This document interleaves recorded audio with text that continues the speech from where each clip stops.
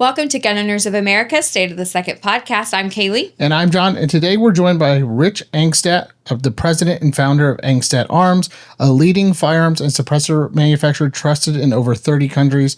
Known for precision engineering and forward-thinking design, Rich continues his family legacy of craftsmanship dating back to the 1700s, bleeding time-honored tradition with modern innovation. Rich, that was a long intro. I was just saying, that sounded incredible. I need to hire you. Yeah. Thanks for joining us. Let's go ahead and start with our first segment, which is rapid fire questions. We're going to ask you 5 questions. You go ahead and answer them for us. Let's start off with, what do you prefer, AR-9 or AR-15? I mean, for me, I'm biased, but it's got to be an AR-9. What do you consider the most influential platform today? I would say the AR as a platform. I mean, since that came back in after the assault weapons ban, and everybody went and got an AR-15. That has just continued to grow.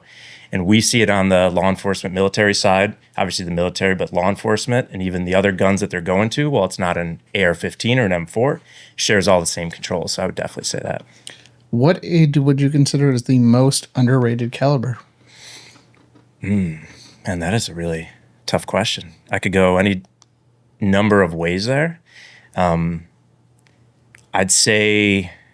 This is a really tough question. Maybe 22, only because, and I know it's the most popular, only because when you shoot it suppressed, it's that much better and everybody should be shooting 22 all the time. What was the first gun that you ever shot? It was probably a Red Ryder BB. If we're talking a real firearm, it was, I'm guessing, one of my grandfather's 12 gauges or one of his bolt-action hunting rifles. And the last one I've got for you is one firearm trend you'd like to see die off. This is something that I see in the industry, which is kind of a me too, which is somebody comes out with something really cool, or maybe a patent expires, and now all of a sudden everybody can make that same variation of that gun. And the trend is, I'm just going to do it in brown. I'm going to do it in green. And there's no real innovation. I like to see new guns come out, even if they're a little quirky or weird, because I like to see people push the envelope. To all our friends who love us and support us, Glock Gen 3. Anyways.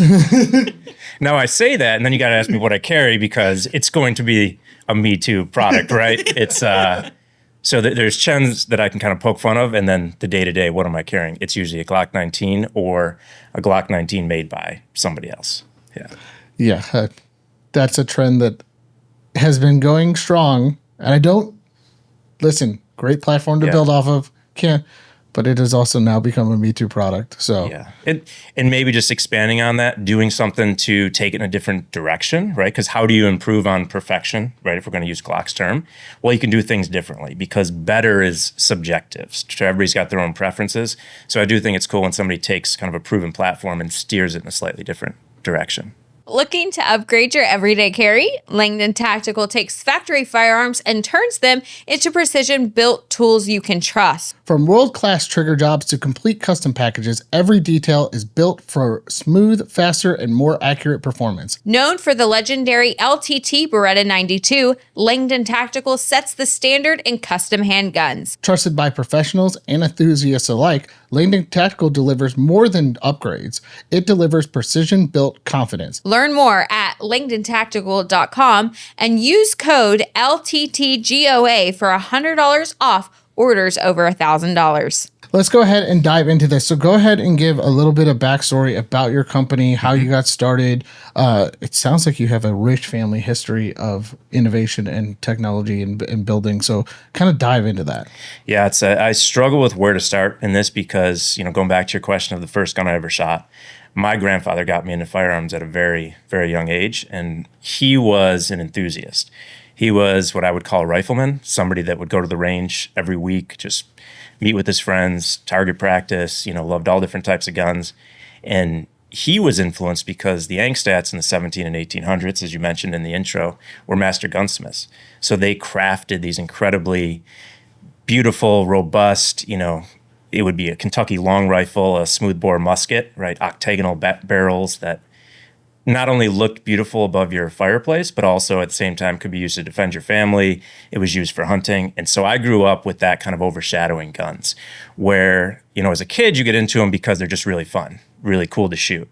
But I was also taught from an early age just to appreciate them for the mechanical ability, the beautiful design, just how they were made, and back then made by hand, right? So we manufacture firearms. We have all this fancy equipment that can do it for us. But back then, I mean, you're talking about this was something that you trained the apprentice, and he worked for you for 20 years, and then he could finally start making guns on his own. So that was kind of the background of my love for firearms. But really, it was around 2011. I had a previous company that I exited out of. And so at the time I had a lot of free time, which as an enthusiast, what are you going to do with your free time? You're going to start shooting all the time, going to the range. I was doing a lot of IDPA and IPSC competitions. Not to say that I'm a great shooter. It's just something I like to do, is just have a lot of fun and shoot. And really the idea was to, classic tale of scratch your own itch, right? So I wanted a 9mm AR, and I looked around, and really at the time all you had was basically updated Colt SMGs, which used the metal stick magazine. Nothing wrong with that platform, but it was pretty dated. And really the caliber was kind of like an afterthought. It looked like an AR-15 with a skinny little mag hanging out of it. And so I looked around, and there really wasn't something that kind of filled that role. There was a few companies doing something, but it was very targeted at builders. To build a gun, you had to like stick a roll of quarters in your buffer tube to shorten the stroke, and there wasn't parts for it, and you kind of had to cobble stuff together. And I started playing around with this idea of going back to, what do I carry, being a Glock pistol? Could we make this AR, scale it down around this Glock pistol magazine, but still retain all of the AR-15 controls? And just started playing around with that, spinning up designs. And then as kind of a long shot, I applied to SHOT Show because they were booked up and somebody canceled. And we got in there, and I think 2015 was our first year there, and just people responded to it. We were able to pick up some big distributors, big dealers, and there seemed to really be an interest in this, what would become pistol caliber carbines. You designed something that you want. We hear that a lot from people who've designed stuff. They want something. And what was your fear when you designed something that you want? Were you worried that the market wasn't going to respond well? You were just like, I don't care. I wanted this, and I was going to make it for everybody. It's a little of both. At the time, I had that free time, and I didn't really think it was going to become what it became. I was happy if I designed it and we made a few, and I had a gun that I really wanted. Luckily, when we started showing it around, I did get that positive feedback. And I think it goes back to, people wanting to train. A lot of people get in when they're new shooters. They start with maybe a handgun and 9mm, and then they see people at the range with an M4 and AR-15, and they want to get into it. Maybe they're a little hesitant. The 9mm AR kind of became like a gateway drug for them, where it's like, oh, I already have the magazines, I already have the ammunition. I can go to that, gives me the platform, and then I can go to a rifle caliber. So I was getting that kind of positive feedback all along, because you never want to completely invest everything in a company and have nobody show up or nobody be interested in purchasing it. So as you designed this gun, you built it, you took the shot, you could have just stuck with that. And now you've gotten some innovation and done some cool things. We've got a titanium 3D printed can. Yes. But let's kind of talk about the guns that have preceded that and how you go, I went from this to now what's on your shirt, which is an amazing gun. Get one. But how did you go from that process to now, okay, now that I've got something, I want to expand and start building into things? Yeah, so the first gun that we created was the UDP-9. And that was a straight blowback AR-9 that ran on Glock pistol magazines. And now, again, I say that it sounds comical because everything takes Glock magazines. But at the time, this was, I don't want to say groundbreaking, but it was very different than what was out there. And so over the years, we just kept making improvements to that platform. And then thankfully, we were selected by the U.S. Army to compete in their subcompact weapon trials. And so they had this criteria where it had to be sub 15 inches. So, the poundage had all these requirements in it. And that length requirement is really tough when you're using an M4 buffer tube. And so we worked with Deadfoot Arms at the time and basically took their modified cycle system and set it up for 9mm so that could run in a full auto setting. And so we spent a lot of time developing that. And that was the gun that we submitted to the Army. Ultimately, we didn't get selected for it. B&T won that contract. But it really gave birth to the gun that's on my shirt, which is the MDP. And that is our roller delayed AR-9. So this one, I always make the comparison like it's an MP5 and an AR with Glock pistol magazines. And so the beauty of this is it's incredibly light. It's 3.5 pounds. It's 14.5 inches with a 6-inch barrel.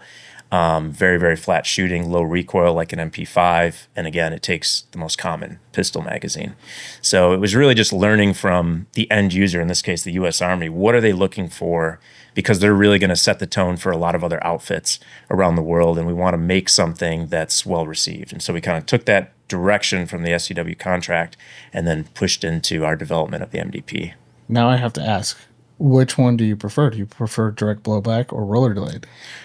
Roller delayed. Nothing wrong with the straight blowback. We still sell. I'd say they probably still make 60 or 70% of our sales on the gun side. It's at a much more value priced point because it's a lot simpler. So when you look at the roller delays versus straight blowback, very, very simple. It always runs, incredibly reliable, and you can get it at a cheap price point. It's going to come at a little bit heavier, a little bit more recoil than the roller delayed. So you've got the PCC market. You're getting into it. I've already talked about the 3D printing. You moved on to the new guns. What has driven you to go innovate and go into these other spaces and these other things? Because a lot of people will go, well, we're just getting started with this. You've seen a great jump. Your company's about 10 years old. So you've really jumped out to it. So how does that work for you guys when you go, okay, well, I think I'm going to jump into this, and especially investing into 3D metal printing? Yeah, I suffer a little bit from the shiny, squirrel distraction, as I think a lot of business owners do. And we're very much, everybody that works for Angstadt Arms is a gun enthusiast. So it's almost hard not to keep innovating. At least that's, from my standpoint, is we're always trying to elevate the shooting experience. What would make it better? And that's why we got into suppressors, right? Anybody who's ever shot suppressed, it's tough to go back, especially if you're shooting like a suppressed 9mm or suppressed 22, where it's really, really that kind of Hollywood quiet that you get there. But I think in this industry, you kind of have to, or you're going to be forgotten. And those trends, they take a longer time to turn and change. But when they do, it's not going back. And so if you're sitting there kind of resting on your laurels and just have that one product that never improves over time, I just don't know how you're a sustainable company for the long term. And really that's what we're about is, this isn't another company that I started and wanted to sell. It's got my name on it. And, really I didn't name it after myself. It was kind of a testament to my grandfather who got me into it. And so we just want to keep improving and putting out stuff that we want to shoot, or that other shooters, when they shoot it, they're like, oh, it's an incredible experience. I want to pick your brain about the industry because you came, and I'm assuming just from what you were talking about, you were one of the first to come out with Glock Mag lowers, which was a huge trend that really swayed the industry. Where do you find it, and you've got 3D printing, so I know that's going to be part of this innovation, but where do you find the next step in innovation for the firearms industry is? No, we hear it all the time. Yep.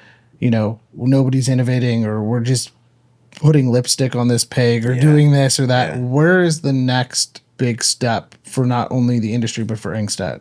Yeah, I think a lot of it is around suppressors. So I'm sure many people listening to this realize the last year and a half, 2 years, suppressor sales have been on a tear. And that was driven by faster approval times. Previously, it might take 12 months to get approved for your tax stamp. And then all of a sudden it was 1 month, and then it was 2 weeks, and then it was a day. And then, we've had dealers tell us like 36 minutes they had it approved. And now, on January 1st, that tax stamp's going to go away. And so it's another psychological barrier that's been removed for suppressor ownership, which is huge. So I think what you're going to see is more integration between the firearm and the suppressor, where it's not so much, I bought a gun, it had a threaded barrel, I put a suppressor on it, right? It could be going towards more integrally suppressed firearms, which, we make several of those, where when we design it, it's an integral part of that firearm. And it just gives you a better experience where you don't have to tune it, you don't have to worry about it shooting different grain bullets or calibers or something. Everything's going to work kind of out of the box for you. And so I see that. And then as you mentioned, on the 3D printed side, that just gives us incredible speed to market. So there's times when we can come up with a new design literally print it. It's titanium, but you print it, and then your only lead time is the time to heat treat the metal, and then you can be test firing it. So oftentimes we're talking about under a week, where we have a new idea for a design and we can actually be on the range testing it. And that in itself is just allowing us to maybe push even more boundaries to try new stuff, because it's not like me spinning up a whole manufacturing line and then having to produce a certain number of it. I could literally make one or two to test it out. So just to jump into that a little bit, you have the ability, and I want to explain this for the audience because I don't want to sound dumb, but you have the ability to rapid prototype. So you can have something in the past when you were prototyping or you come up with an idea, you're like, okay, this is my idea. 3 to 4 months down the line, thousands of dollars in R&D, hundreds of thousands of dollars in R&D. You go and you're like, okay, well, I think this is going to work. You spend all the money, you get in there, doesn't work. Go back to the R&D. Now you can almost instantaneously print a part, have it there within a week, and test. And now is it more cost effective? Is it getting you there quicker? It definitely depends on what you're making. So 3D printing, and when I talk about 3D printing, we're not talking about polymers. That's been out for a while. We're talking about actually, laser sintering metal. So this is, when it's done, it's just as strong as if it was a machined metal part. It depends on the design of it, what you're doing. A lot of times, like suppressors make a lot of sense to 3D print because of the dimensions of them and the size. You can fit a lot of suppressors on a tray. It becomes very cost effective, almost as cost effective as machining a bunch of baffles in a tube or welding them. With other parts, it's probably more expensive, but it goes back to your point of just rapid, right? So there might be something where I'm never going to 3D print a bolt carrier, but I will when I'm testing it and prototyping, because again, I can get it very, very quickly. And then oftentimes we just have to do a little bit of cleanup on the machine to get it kind of dialed in. But yeah, it just gives us that ability to really come up with stuff, test it, reiterate, and then go back for it. Will that cut down on your production time, or at least the R&D time? So we're talking, again, like I mentioned, a lot of people who have never worked on the manufacturing side don't understand. They're like, well, I want it now. It's instant gratification. Most of the time, a product can be in development for 2 to 3 years before it even comes to market. So does this cut the R&D time in half? Does this give you the ability to go, okay, well, there's a new trend. Let's just say, because it's a trend right now, Angstdat decides they want to do a lever gun. Yeah. Which I'm not going to put you to that. We're not doing. Nobody's saying anything. But let's just say like a trend pops up. Let's say a new caliber, 30 super carry popped up or something like that. That gives you the ability to just go, okay, well, I know I need this bolt dimension. I need this barrel. I can get a button, or I can get the barrel prototyped in about 6 weeks. I can have the bolt carrier group ready. I could have a working prototype in half the time that it would cost me previously. So it definitely speeds up development process. A big portion of R&D is testing, and unfortunately that's something that you really can't rush. And so you still are faced with, if we're doing something completely out of the box, if we're just making a variation to a product, a lot of times we can do it and we're not really re-engineering all of the mechanics of it. It's more of an aesthetic change. That's something where we can do that very quickly and get it out. So those product variations become a lot faster to market, but still with like a ground up new product, still the bulk of that time is going to be testing and making sure that it's got to be safe. It's got to be 100% reliable. Every single thing that we want to tweak or change on it, now you kind of start over again and you're going through and doing the same number of tests on that. So that still remains kind of the time that what really takes the most time in development.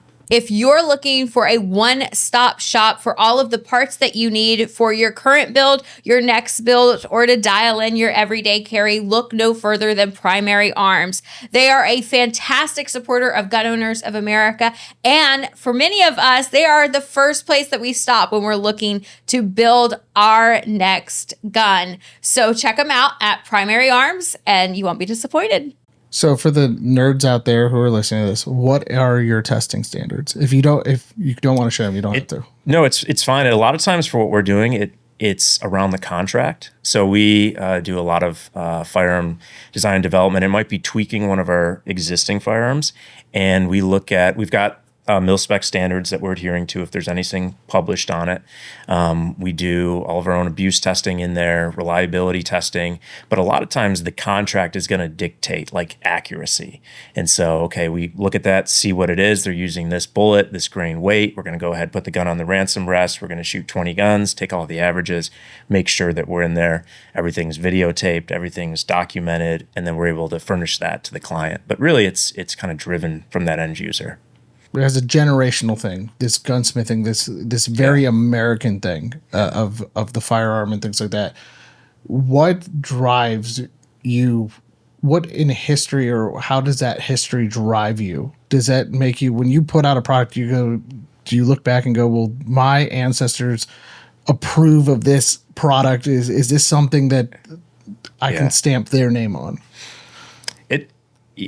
Quality is something that we take very important, right? So we want to make sure that everything we put out it's been thoroughly tested in there. But firearms are challenging, right? You can look at, any of the last releases over the last 5 years, and you could probably point to a ton of companies that are much larger than us that had issues. At the heart of it, you're controlling an explosion, right? And it's difficult because people are putting different ammunition in it. They've got different reloads. They've got all this stuff that you're trying to tailor. And so it does become challenging. At the end of the day, again, I go back to us being enthusiasts. So we're putting out guns that we would all feel really comfortable shooting with. We're excited to tell our families when we go home, hey, look at this. I've got this, prototype. This is what I'm working on, and kind of judging their reaction.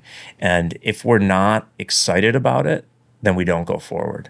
Some of the products that we design development never see the light of day. We either run into a challenge and it might not be worth it, or the market might not be there, or we find a company that's better suited to bring it to market. We've licensed some ideas to other companies. We've also had people approach us with they might have a patent on something, and we license that idea from them and put it out in the market. It really just comes back to, we want to put those guns out. When people see them, they get excited. They're not just going to be like, oh, that's cool, it's another black AR, right? It's something that, oh, I want to see that, let me hold it. And then they have this visceral feeling when they put their hands on it and they start shooting it. Has there been a product where you've manufactured it and just been like, well, I got to do this because everybody else is doing it? Or has it been like, well, everybody else is doing it, I have to do it, I hate this, we're not coming to market with this? So during COVID, times were crazy, right? And then after COVID, reality sets in. There's this lull in the industry and sales. We had been manufacturing billet AR-15s for our international clients that basically we've developed a brand in their particular country, and now we have a 5.56 offering for that market. So we've done that, but we never released it in the U.S. because, frankly, it was a Me Too product. It was a standard, a nice 775, billet receiver, but that's what it was, right? And we ended up releasing that after COVID, and it was, as you can imagine, a ho-hum product because there was a million other choices. And we ended up kind of shelving it after about 2 years because we weren't passionate about it. It's not to say it was a bad product. It ran fine. It looked really good, but there wasn't anything different. It didn't feel like an Angstdat product. So we really learned from that, and we try now to carve out a lane and stick to it for a period of time. And that's not to mean if something new comes up, we're not going to invest some time and effort, but really we want to focus. And when people come to us, it's typically in that PCC market or specialty suppressors like integrals or the 3D printed suppressors, where they're looking for something very specific where we're well differentiated in the marketplace. So in your opinion, what breeds the best innovation? Is it the military contracts and the specs that they're sending out that causes more innovation, or is it more of the individual gun owner or the private sector that really kind of lights a fire in your creativity team and spurs that innovation?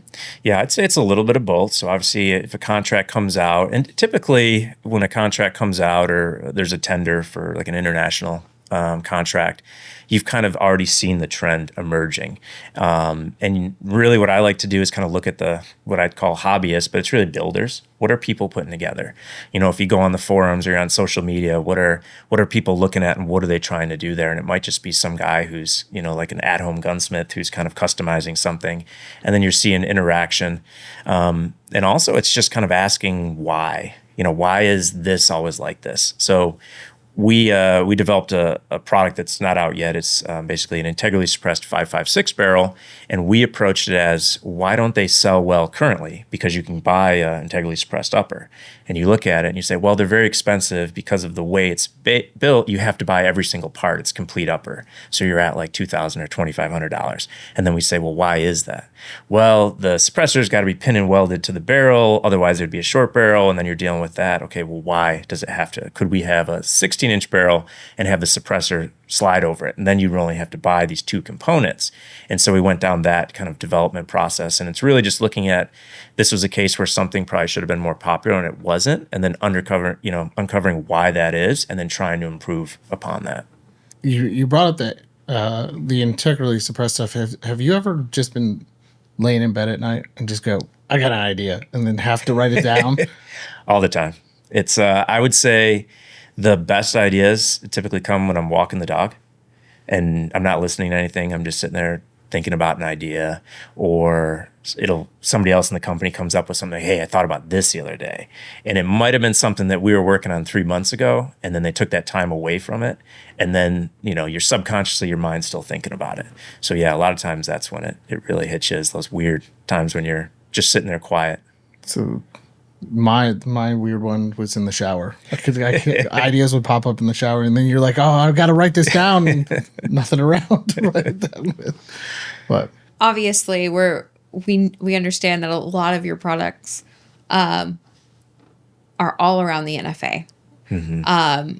We've talked about the tax stamp going to 0, but the fight is far from finished. I know we have our one big, beautiful lawsuit that is currently in preparation and going forward to hopefully officially gut the NFA.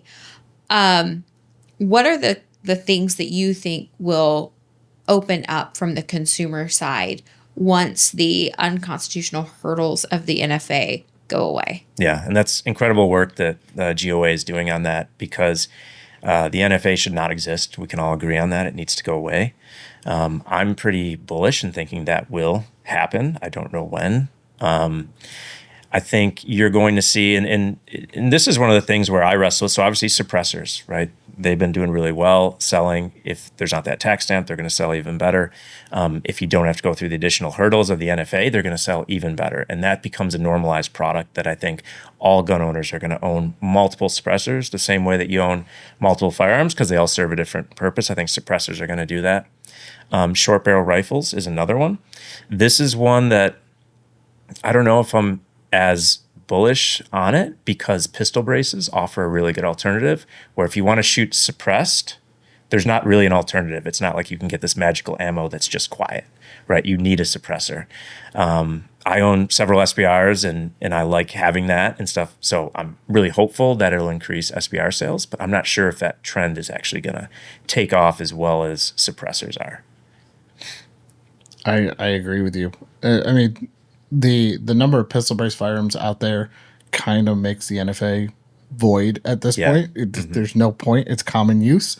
But suppressors are the bigger thing. I think that has always been the barrier to entry with the suppressors. There's always been the headache of the NFA paperwork and the tax stamp and all that stuff.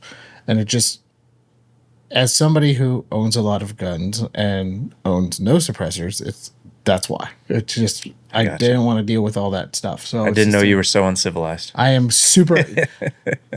Trust me, Tarantino called me the other day and was calling me out on it. I was like, dude, I'm sorry. He goes, people. So, seriously, let me know who your FFL is, and we will have something for you.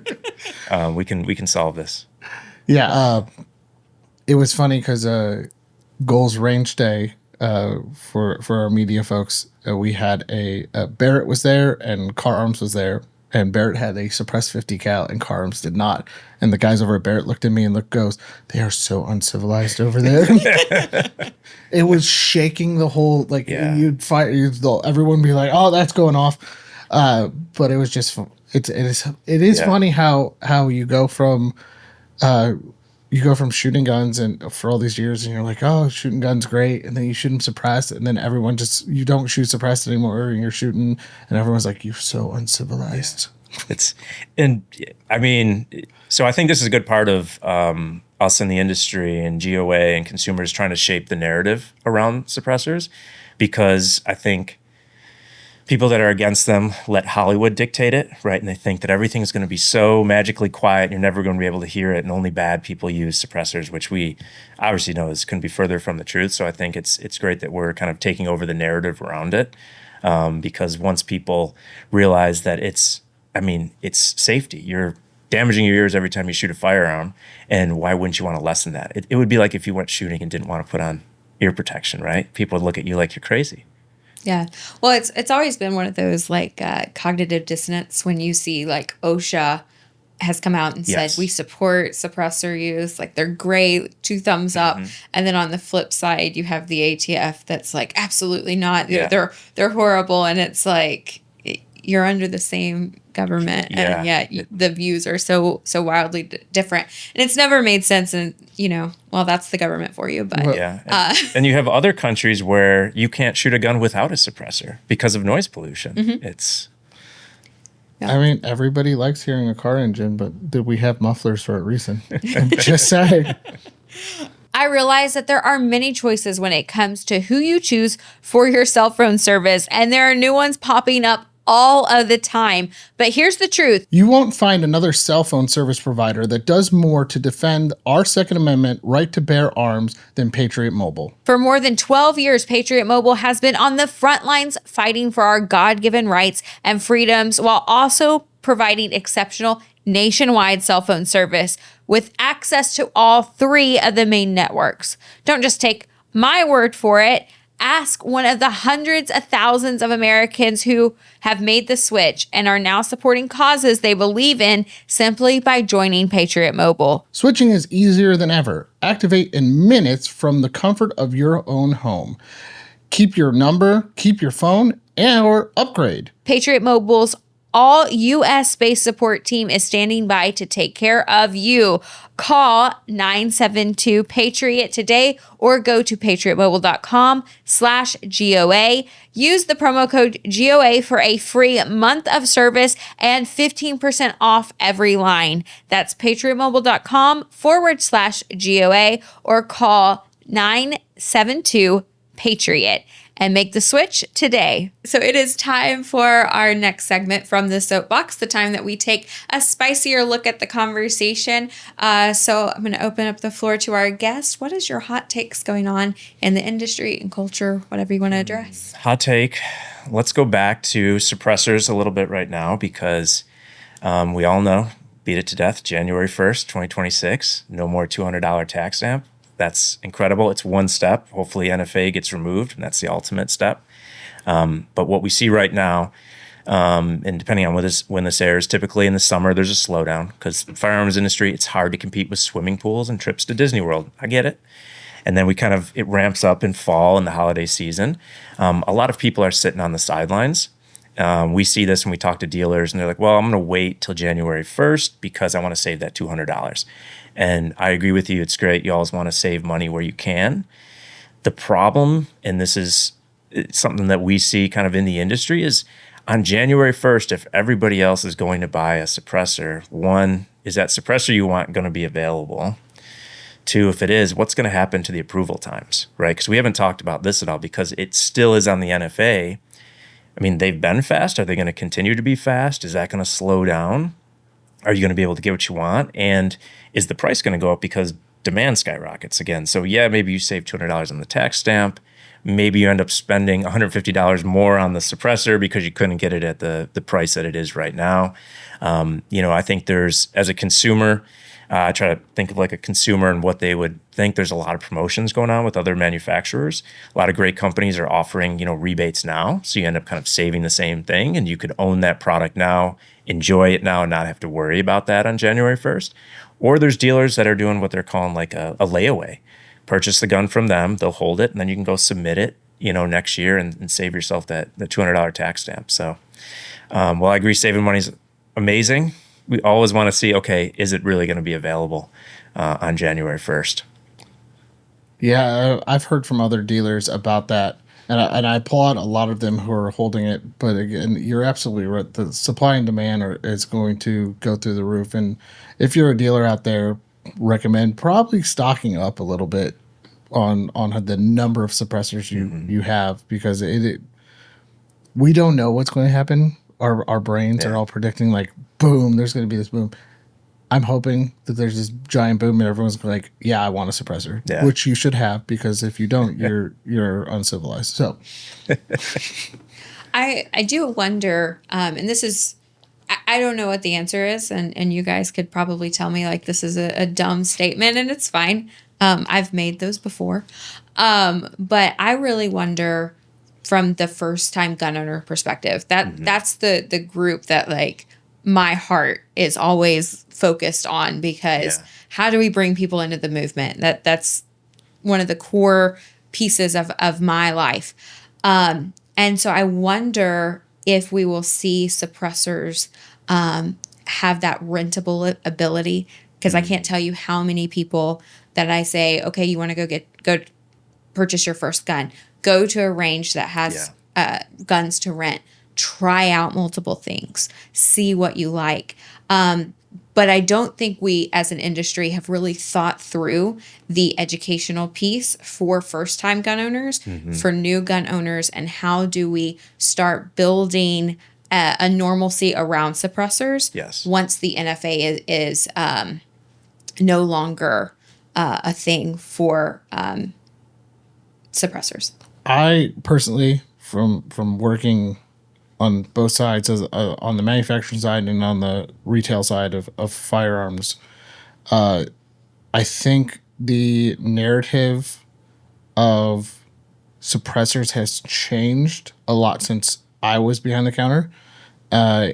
It was and I don't know if you've gotten this probably as a manufacturer, but it's always been somebody will walk up to you at a show or something like that, or at an event, or while you're standing behind the counter. It's like, well, I thought these were illegal, and there's this, and then you go through the NFA explanation. No, they're not illegal, but there's a $200 stamp and this and that, and then they get confused because why am I paying a tax on this? And then you got to explain the whole NFA. So abolish the NFA. But I think over the last 10 years, when even more towards the last 12 months, we've seen an increase in education about suppressor ownership, with the wait times going down and everything like that. And I also think that the first time gun owner, and we've touched on this before, a lot of them will, if they are semi-cultured, I guess we can put it as, and by that I mean video game, they're going to want their setups from the games and things like that. So we'll start maybe seeing more of that transition over, because now it's less of a hassle to get NFA items. That is my roundabout way of answering that question.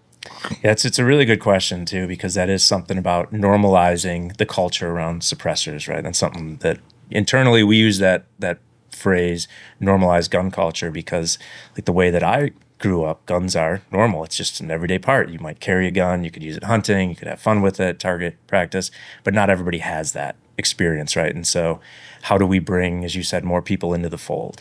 From a manufacturer standpoint, I can say, just like you said, when you were at a range event, there was a gun there, one was suppressed, one was not. So as manufacturers, what you're starting to see is a lot more manufacturers have suppressors on everything for those shoots where the public is going to it, which oftentimes is the first time somebody gets to shoot a bunch of different guns. And if they go down the line, they see all these have suppressors on them, they're going to be like, oh, okay, well, that seems pretty normal. And you can ask the manufacturer questions about them. You learn a little bit more. The range rental program is great. So we do, we've got programs with our dealers, and our integrally suppressed guns are there. And it's a great kind of starter gun, because the suppressor is going to cut down on, that jarring experience. If you're a new shooter and you're not used to it, it's going to cut down on some of the recoil in there and make it a much more, I guess, approachable first experience, which is really what you want. Like when I think about both my children, when I got them into shooting, the first thing they shot was a suppressed 22. right? And so for the longest time, they had no idea that guns were loud. And so they didn't develop any bad habits. They don't flinch when they shoot. And that was just an easy way versus the alternative. You know, he could have handed my daughter a 9mm pistol and said, go at it, right? And she probably would have hated it versus developing this love for it. And now she can go on to everything else and she doesn't have any bad habits and she's really open to suppressors. And she'll even say when somebody's out there shooting without a suppressor, why doesn't he have one on? It's like, I don't know, honey. I think you hit the nail on the head. The normalization of suppressor use across not only range days, but also across the YouTube community and the reviewers and everything like that. Most of them are now shooting completely suppressed or almost completely suppressed. I think that is helping with everything and showing that. I mean that the biggest issue previously with the NFA, if I'm not mistaken, Kailey, you can correct me, is that the common use. And suppressors are becoming more common use than previously was. No, I'm wrong. All that out. Strike that all out. Okay, I'm wrong. So I'm wrong. I'm always wrong. no, you're not always wrong, but no, the problem with the NFA, Yes. and I think one of the things is the NFA tried to dictate gun culture and was successful in many ways for a long time. The reason that the $0 tax stamp is so important and why we would absolutely have loved to see the correct language go through Congress as it should have. It should have survived the bird rule or the bird bath as it got nicknamed because it was an unelected bureaucrat that derailed the whole constitutional way for us to get rid of it through Congress, which is insane to me. And the fact that that person could have been fired by congressional leadership and was not, I think will go down in history as one of the dumber things that have happened. But what it did do is give us the basis to sue on the NFA. So the $0 tax is an oxymoron in and of itself, right? Yeah. Well, the Supreme Court had held previously that the reason that the NFA was able to stand was because it was regulated under a tax. So once the tax goes to zero, is it a tax bill? And so those are the grounds that we're able to make this case because that was the only thing that allowed the NFA to stand originally when it was challenged. And it's why I think so many of us are looking at the case law and are looking at the momentum and that we have on our side right now and are looking forward to this case getting decided is because this should be a no-brainer, just like it should have been a no-brainer for it to pass in Congress. But when ignorance wins, when we have to go to the courts, and that's what GOA was prepared to do. That's what we are doing. And so it takes a lot of money to sue. I hate to be that person that states the obvious. So if you do want to see the NFA get gutted, if you want to see the freedoms be restored and us win an offensive victory, my goodness, words are so difficult. You can donate to our big, beautiful lawsuit at gunowners.com. That is Gun Owners Foundation. Org. Com. Is it com? GOA is org. GOF is com. Is gun okay? I have been working here for 7 I didn't know that. years. I thought you didn't say Des Moines. She didn't say Des Moines 2 days ago. So the poor editors are going to be like, "Well, can't keep that section." No, but yeah, you didn't. Seriously, you didn't know the Gun Owners Foundation URL? No, I don't. I think it's only a matter of time, and the NFA is repealed. But it doesn't, like you're saying, it's not easy. All the work ahead of what you have to do ahead of that, and what everybody listening can do by donating and help support that, because it's not just happenstance. It's not just going to happen if we don't do anything. So I think it's incredible. I think the NFA days are numbered. Yes. I think we all win when the NFA is Yes. done, and not only as a gun culture but as an industry. The opening up of so many new ideas and things, so you don't have to do the workarounds Oh, yeah. previously. I mean, think about how many cool things you could come up with without having to Just- worry about. Oh, it's going to be incredible.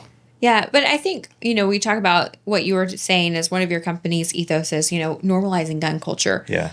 You accept the level of tyranny that you have grown up with so often. And I really think that it shows where our country is right now, that there has been such a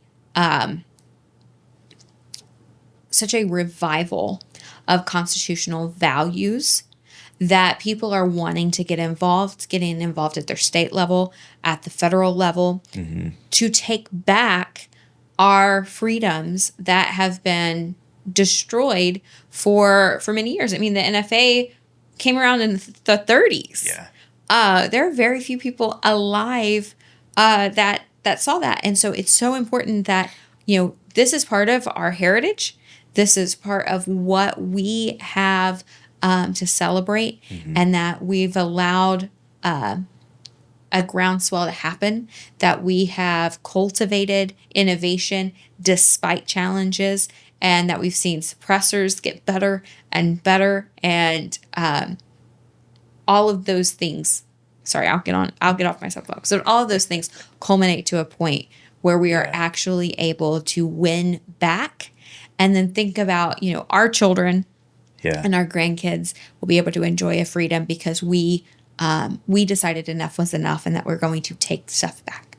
For so long, just rights get eroded little by little, and you're saying you accept the tyranny that you're born with, and you do. And I think if you look at like the last 5-6 years, a lot of the craziness that has happened, where people all of a sudden started looking at different topics, like, wait a minute, this doesn't make any sense. And then to your point, they started standing up for their own rights. Well, actually, I believe this, and I'm going to be a little bit more vocal about it.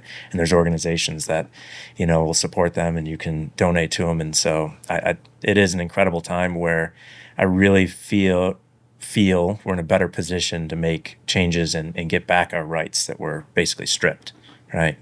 I couldn't have said it better. Anyway, all right. So we're gonna wrap up. Before we wrap up, we've got our gift for our guests. So you'll be receiving an awesome gift from Palmetto State Armory and AAC Ammo. So again, thank you, Palmetto State Armory and AAC Ammo, for providing our gift for our guests. Go ahead and shout out where people can find you. Any closing thoughts, anything like that? Yeah, so Angstdat Arms on all of the social channels. Just search for that, or angstatarms.com.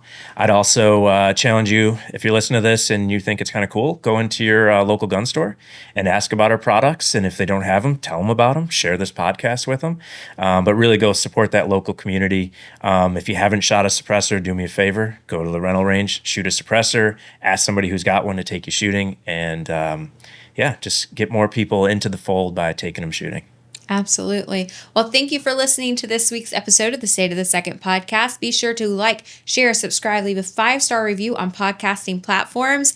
And don't forget to reserve your ticket for Goals 2026, our 50th anniversary celebration taking place in Des Moines, Iowa. You will not want to miss it. We will have speaker announcements, exhibitor announcements, all of the stuff happening on our social channels.